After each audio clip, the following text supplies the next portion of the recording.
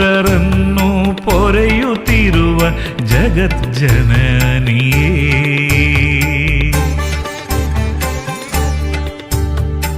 ಎಡಮಂಗಳ ಕ್ಷೇತ್ರದಲ್ಲಿ ನೆಲೆಸಿದ ತಾಯೇ, ಭಕ್ತರನ್ನು ಪೊರೆಯುತ್ತಿರುವ ಜಗಜ್ಜನನಿಯೇ.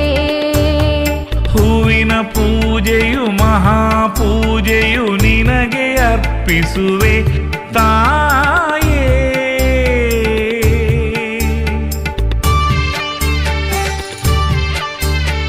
ಹೂವಿನ ಪೂಜೆಯು ಮಹಾಪೂಜೆಯು ನಿನಗೆ ಅರ್ಪಿಸುವೆ ತಾಯೇ.